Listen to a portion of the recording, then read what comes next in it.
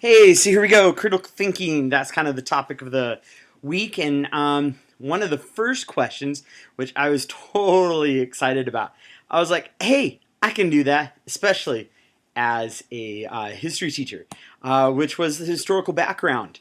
And instantly, even before reading about it, I went to this guy, Socrates.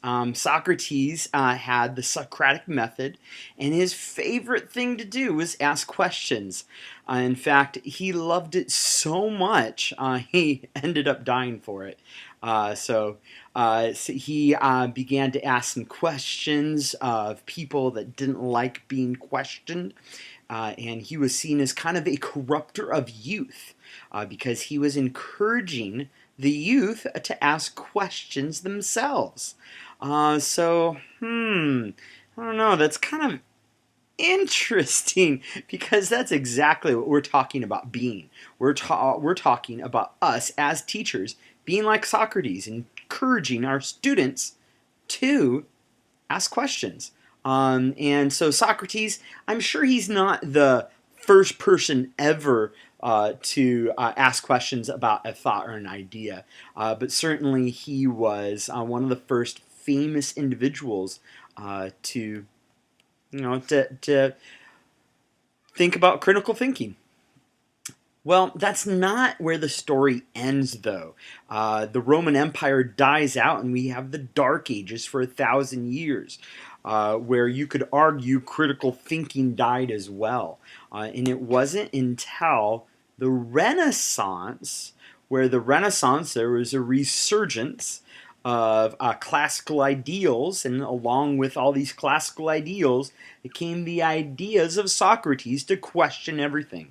And the humanists really took to this ideal. In fact, that was one of the defining things that made you a humanist, the ability to question everything. But this humanism and this Renaissance, this idea of questioning everything, led to really the story of us. We are so connected to this part in history. You see ideas of gravity and our solar system being developed that now, but you also see the Reformation. All of the churches here in America, outside of the Catholic faith, was a result of this idea of questioning, critically thinking about, what was the church teaching. Then you also have even exploration. Without this idea, without critical thinking, Christopher Columbus never would have went, gee, I wonder, is the world really flat? If he wasn't, if he wasn't critically thinking, if it wasn't, because of this time, he probably would have been like, no big deal. Anyway, so that's our historical background. But really, how do you teach critical thinking? The more I looked it up on Google, it really came to the basis of critical thinking was the ability not to blindly believe in everything that you see or read or hear, but to question it, to think about what you are learning. I think that was what it came down to, at least for me. And I was looking around, and I went to Google, just like you said, and I went to, I typed in, how do you teach critical thinking? And they came up with some ideas, and this was one of the ideas that I found. And check out down there, like my nice APA reference. Ooh yeah! Oh, can you tell I've been doing a lot of references with my e-portfolio and e-notebook and EO whatever. But anyways, we got this one teacher really kind of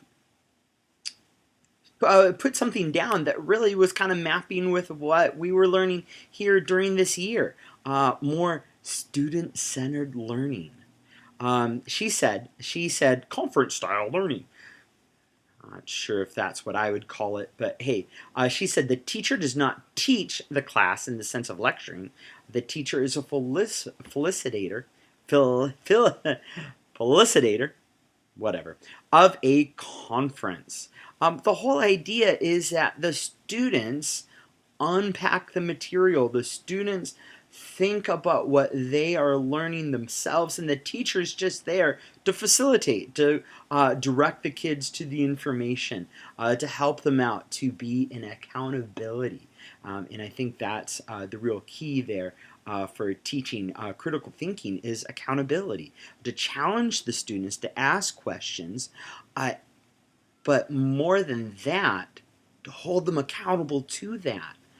So they can't just be lazy and go, well, maybe I'll get to it later.